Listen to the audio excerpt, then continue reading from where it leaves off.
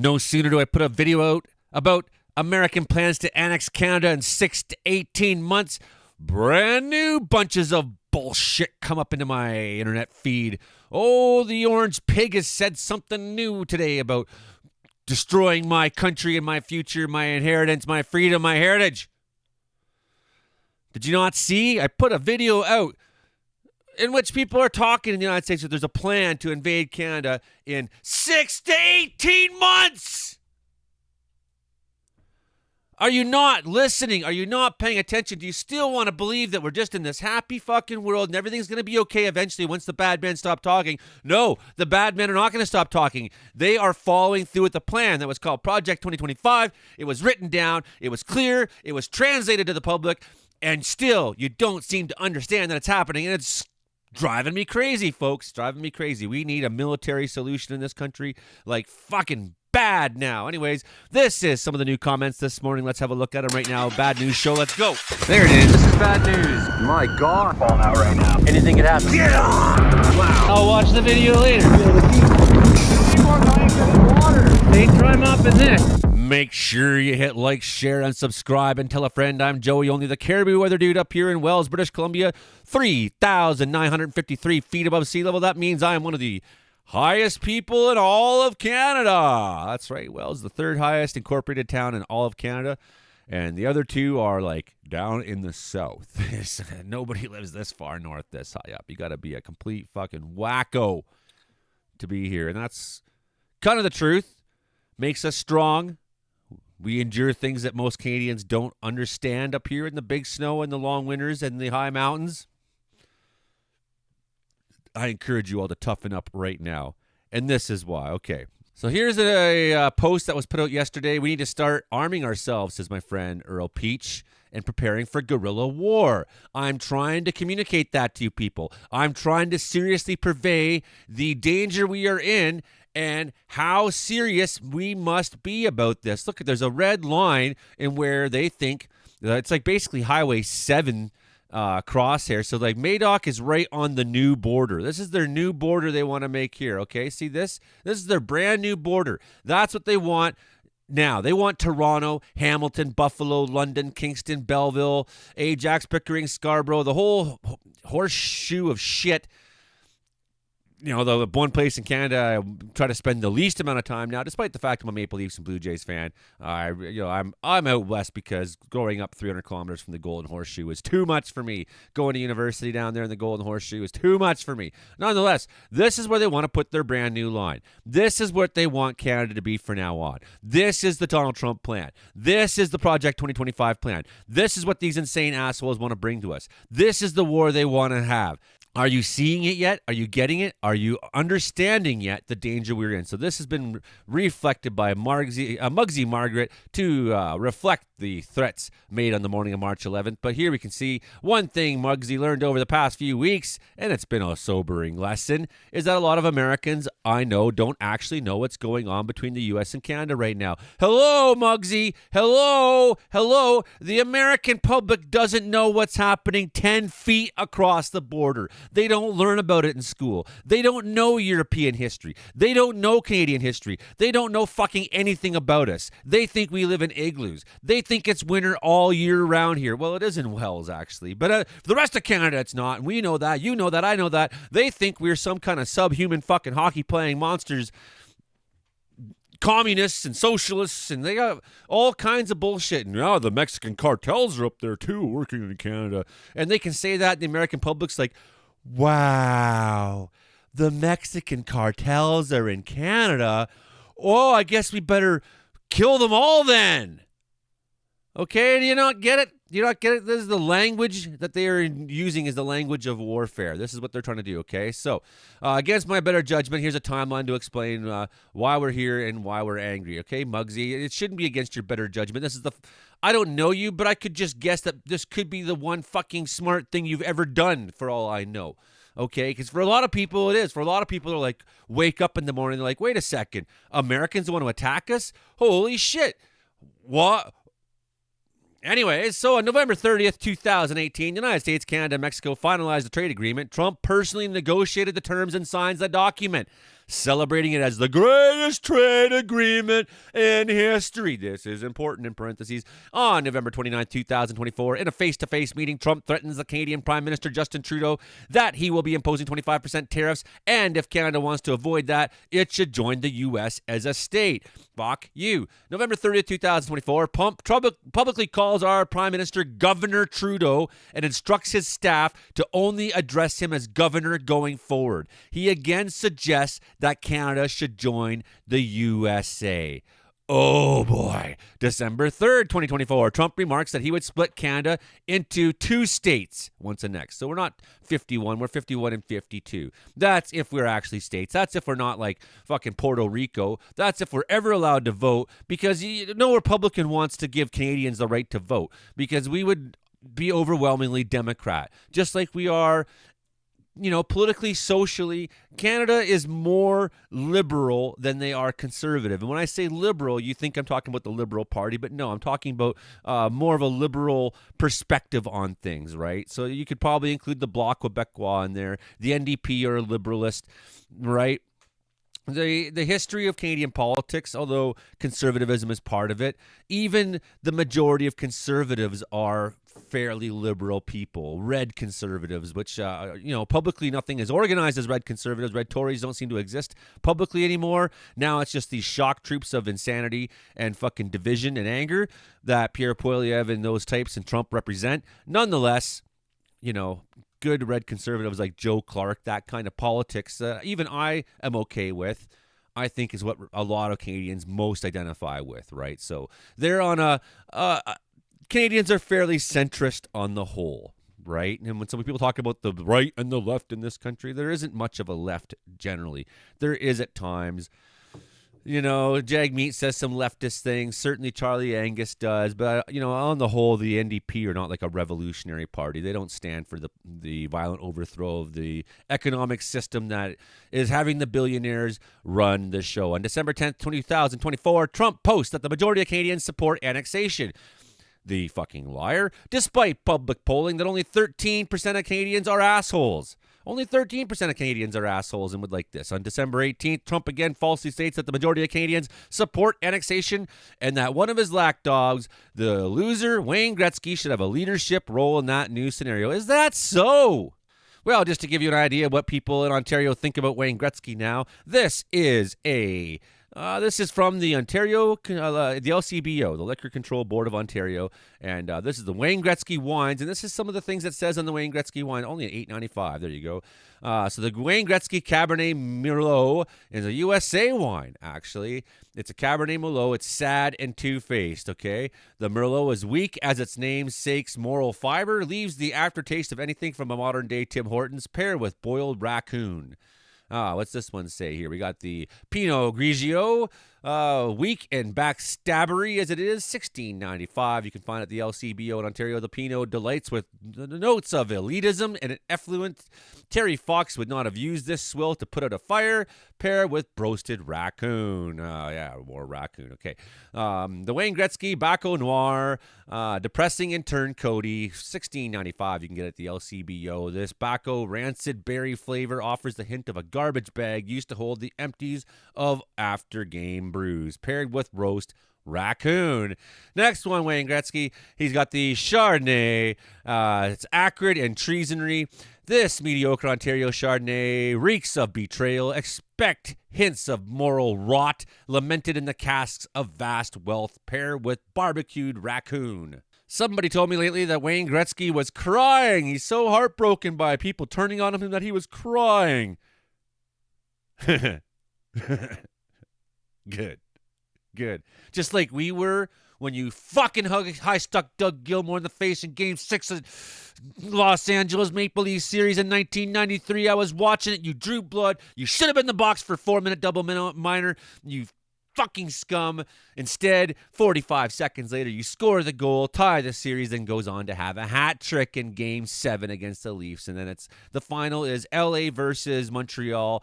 And that's the year that the Leafs won 7 out of 8 games against Montreal and beat them bad. I mean, we had a chance that year. But not only that, it was the last time that Montreal and Toronto wouldn't be in the same division. It was the last time in history we could have had a final of Toronto and Montreal. And Wayne fucking Gretzky ruined it. Hate his guts forever. And Carey Fraser, as a matter of fact. Sorry, I just feel like yelling a lot because I had coffee this morning. Okay.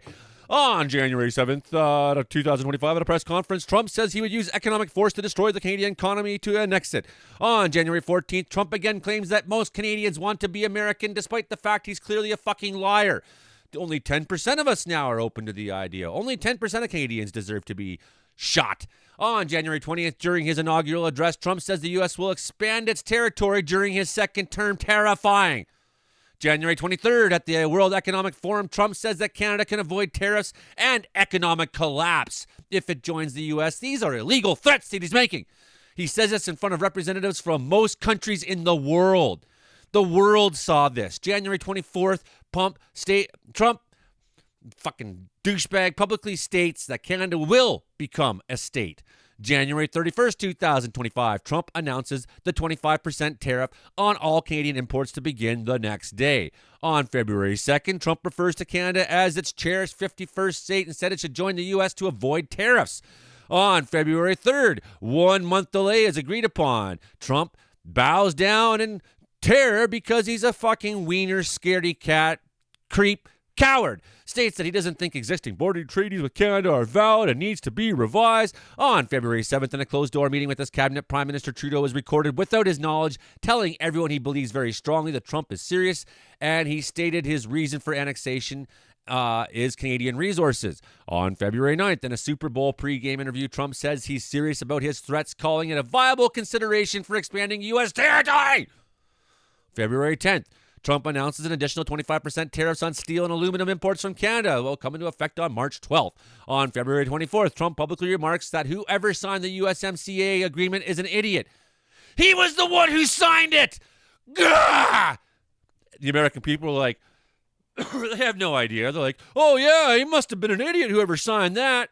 They have no idea. Fox News doesn't fucking tell them that the idiot is Trump, and that the idiot is the Fox News staff, and that the idiot is the people. Oh, man. Okay, so reports of American spy planes and reconnaissance planes flying over southern Alberta and Saskatchewan on February 27th. American spy planes and reconnaissance aircraft flying over southern Alberta and Saskatchewan. February 27th. American spy planes and reconnaissance aircraft flying over southern Alberta and Saskatchewan. March 4th, 5th, and 6th. Tariffs come into effect. Canada retaliates with our own tariffs. Tariffs are again postponed until April 1st after a huge market backlash. March 24th, in an address to a joint session of Congress, Trump states that the U.S. will own Greenland one way or the other. On March 5th, U.S. Secretary of Commerce Howard Lutnick told Canadian Finance Minister Dominic LeBlanc that Trump had come to realize the relationship between the United States and Canada was governed by a slew of agreements and treaties that were easy to abandon. March 7th. Unconfirmed memorandum and maps leaked on Twitter revealed Trump is allegedly planning to annex the entirety of the Great Lakes in southern Ontario, home to 13,491,332 people. This amounts to 35.25% of Canada's population and includes its largest city, Toronto. This region accounts for 38% of the Canadian economy. Its loss would make Canada's independence functionally impossible. They are targeting our infrastructure, folks. March 8th, Canada's foreign minister warns European allies that their government considers Canada to be under existential threat. March 9th, Mark Carney, new prime minister, in his inaugural address states that Trump is seeking to destroy Canada and its way of life. It was an amazing speech. I hope everybody takes the time to look up Mark Carney's acceptance speech, okay? I'm not a fucking Mark Carney guy. But it was a great speech, and he's probably the man of the hour. We're going to have to get behind him because, as much as I like other people, they didn't win the liberal race. I kind of like Chrystia Freeland because Americans fucking hate her so much. But nonetheless, I didn't win that. I'm not a Liberal Party member. If I was to join a political party, it probably wouldn't be the Liberals. All having said that, it's very clear to me right now that Pierre Poilievre is Trump's preferred person. And if you look at the history of these kinds of moments in world history, just take back to my family's own history in Holland back in 1939 and 1940, when the Germans invaded Holland in May 1940. They used the right-wing governments of the time to help destabilize Holland, help weaken it, help make it easier for conquering, okay? This is the standard play in these times, that authoritarian regimes seek out political parties that have authoritarian belief systems. You don't want to believe me? Pierre Poilievre was wearing a fucking red hat just a couple years ago, and he's not denouncing it enough. He's not. He's not trying to separate himself any more than what he thinks is publicly viable. And that's because his billionaire backers and his extremist base want this kind of shit to happen. Understand the threat we are in. Understand that Pierre Poilievre cannot be the solution for Canada. I don't necessarily like the idea of me voting for Mark Carney. But when I look at the solution right now and I look at who actually has the skills to get us through this, who has the alliance building network capacities with our allies like Britain, it would certainly be the former governor of the Bank of England. He would certainly have a good foot in the door to get the King and Prime Minister of England in our fucking side should we come to a shooting war. Okay, back to the show here. Okay, what do we got next? I forgot what I was reading. Okay, March 11th, 2025. President Trump threatens to permanently shut down the automobile manufacturing business in Canada if Canada does not drop a 250% to 390% tariff on U.S. dairy products, which he doesn't state only kicks in after a certain quantity of tariff. So the thing is, we have these tariffs in place, but they only exist for if a certain amount over the quota comes in to Canada. And that quote, I don't believe, has ever actually been met. So these tariffs that are in place haven't actually been paid for, okay? So it was originally negotiated and agreed to by Trump in 2018. The greatest deal ever at the time, which later on he went and said, okay, so Trump's own word, the only thing that makes Canada sense for Canada is to become our cherished 51st state. This would make all tariffs and everything else totally disappear. Canadian taxes will be very substantially reduced. They'll be more secure. Yeah, we won't have fucking health care, first of all. We'll have gun violence in our cities. And then we'll have all these right-wing extremists running around our country. I mean, okay. There'll no longer be a northern border problem. There'll be no. So it's kind of like, well, our cure for cancer is we're going to put you in an electric chair. Then there won't be any cancer because there won't be any you. That's the fucking stupid logic of this. And Canada will be a big part of that. The artificial line of separation drawn many years ago will finally disappear. Yeah, I mean, philosophically, we could talk about the fact that it is an artificial line. Nonetheless, that artificial line right now, we need it to be very real. We believe it's real. We reify its existence. So ontologically speaking, that line is there. If we want it to be there, we are not allowing America to cross it. Now we are representing a great and powerful state within the greatest nation the world has ever seen. Tweet, tweet, honk, honk. To my American friends, I know most of you are amazing and generous people. You didn't ask for this. I understand that. I hold no ill will to. In fact, a lot of us Canadians understand that you are going to have to start the revolution, and we're going to have to support you. That we could start our own political revolution in this country right now, and it would not have the effect because right now we need to get behind our government and have solidarity between the provinces, between all of us in Canada. So right now is not really the time, although we do need political movements to push the envelope because we know that Carney is going to represent the banking class probably more easily than us, right? So we do need political movements at this time. But no, if there's a revolution that has to happen, it's going to have to start in the States, and we're going to have to be ready. Our version of the revolution is going to be preparing ourselves for guerrilla warfare, just like my friend says here in this post. So this isn't a joke to us. We're not overreacting. We don't think this saying this shit to cause chaos or negotiate a deal. We wholeheartedly believe our closest ally and friend is about to... They're not our closest ally and friend. They've just been using us, okay? They're going to economically destroy us and eliminate our way of life. The main driver for Canada's creation was specifically to not be part of America and to end America's very public threats and plans to annex our territory. And this is the case. I would say that... truthfully, that's how it is here. Okay, I'll give you an example. I've spent a lot of my life organizing and being political and being involved. And, later on I became a musician who sang a lot of political songs. I've traveled across the country. I've always been involved. I got political connections on every side of the board, whether it's Sheldon Clare, my MP here, or Libby Davies down in Vancouver, you name it. I got fucking friends across the political spectrum. My God, I got so worked up I lost my whole train of thought. Anyways, Trump lashes out at Canada today, promising major tariff hike and financial penalties that would be so big. Tweet, tweet, honk.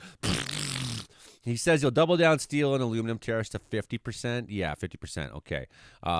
So Pighead is lashing out at Canada, using strong language he's ever used against us. In a series of social media posts on Tuesday, he said Canada will pay a financial price for this so big that it will be read about in history books for many years to come. Trump upped the ante on his annexation taunt, saying the only way for Canada to avoid this attempt to torpedo the economy is for the country to become our cherished 51st state.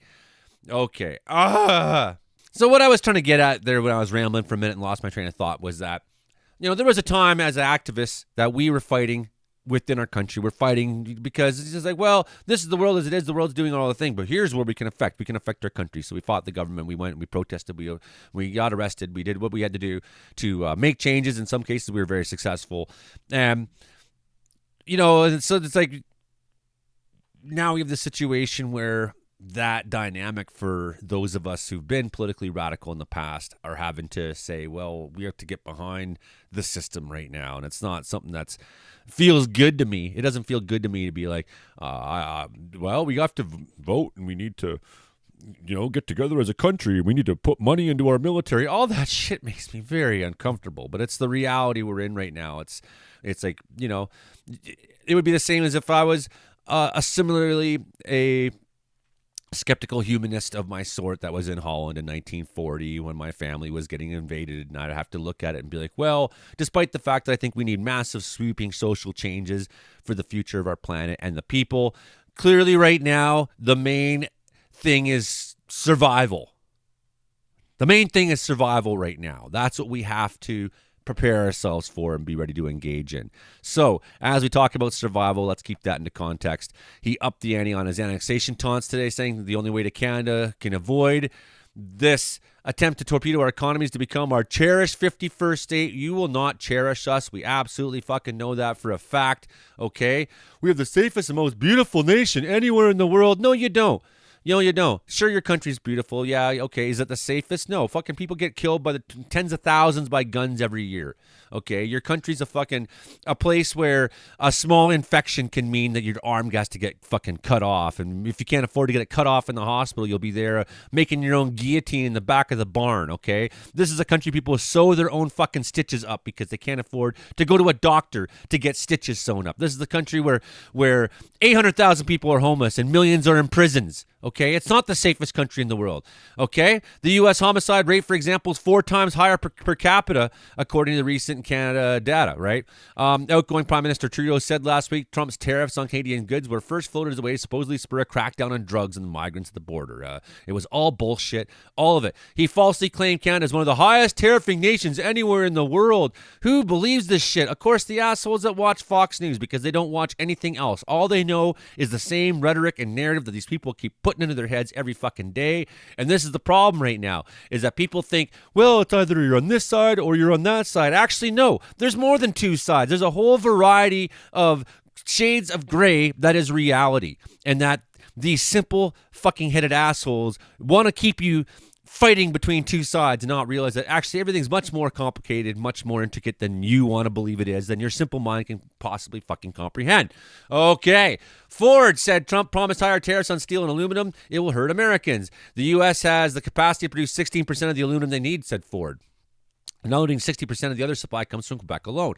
Costs are going up. U.S. assembly plants will shut down because they won't have the aluminum they need, nor will they be paying, they'll be paying 3 times as much. It's a message that was echoed by Candace Lang, the president and CEO of Canada Chamber of Commerce, who said Trump is stirring economic chaos. He's doing it on purpose to destabilize our country. Canadian steel and aluminum are nice to have for the U.S. They're a need to have.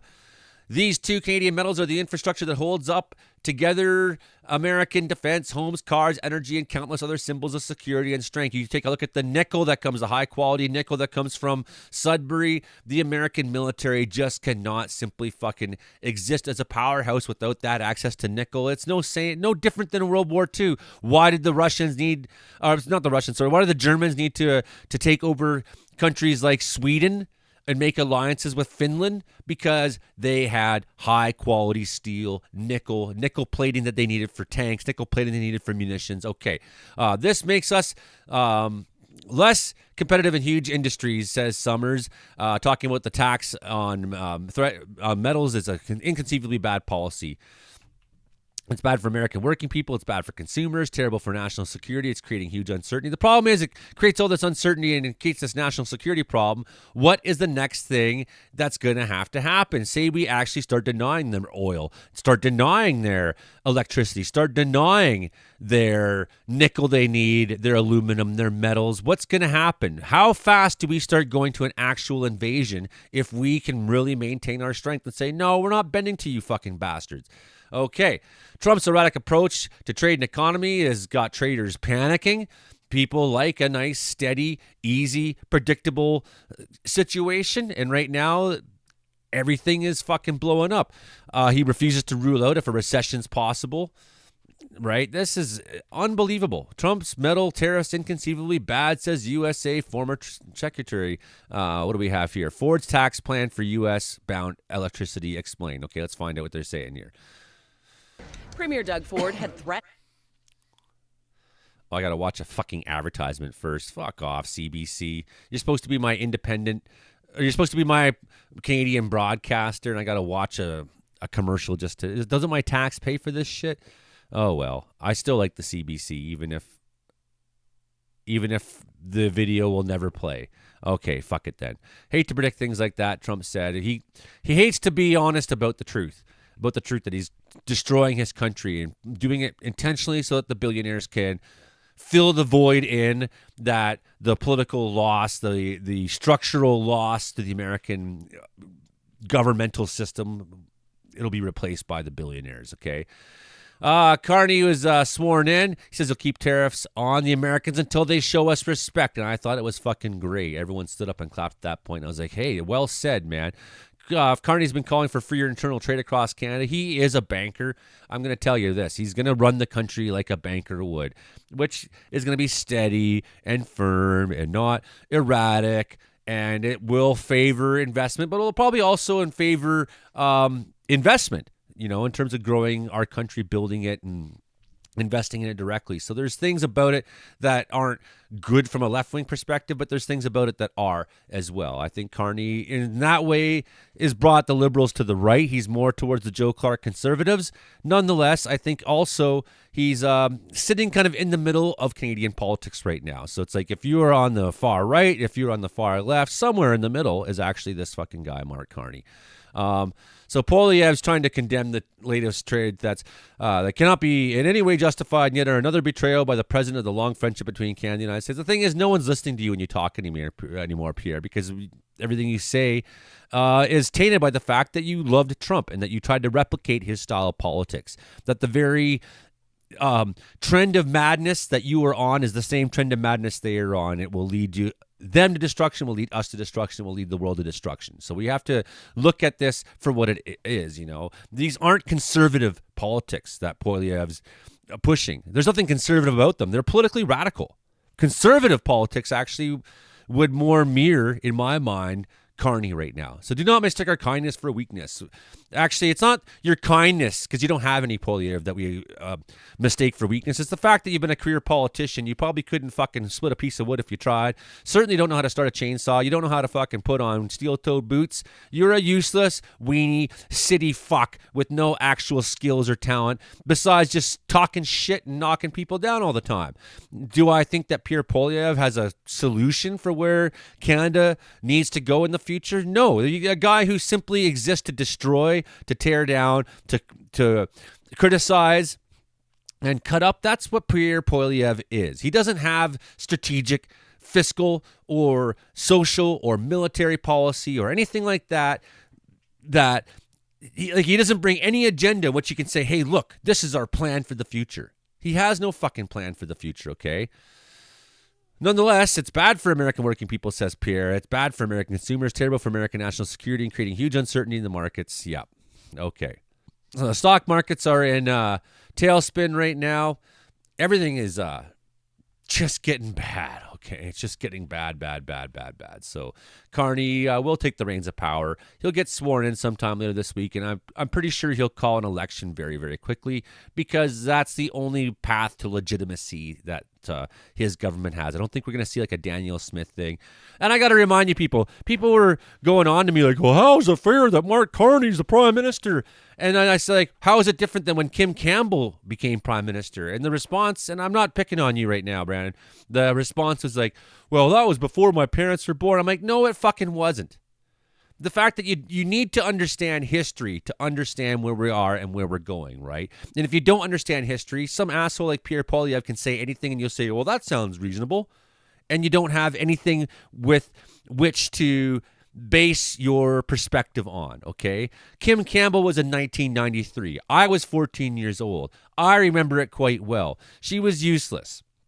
And like most lame duck prime ministers we've had, there was also John Turner. John Turner was also a Conservative Party politician who didn't have a seat. He was not a member of parliament when he became prime minister. It's the exact same thing. William Lyon Mackenzie King, the guy that was probably considered, his face is on our money. He's considered maybe one of the greatest prime ministers of all Canadian history, twice became prime minister without having a seat. They had to have a runoff election. So the thing you typically do now is you have a runoff election, either for a seat, an MP gives up their seat, and you have a runoff election for that seat. Or in this case, we call an election. That's what's going to be coming. The whole point of all this was to win an election against the Conservatives, and they're not going to back from that strategy at this point. Remove Trudeau.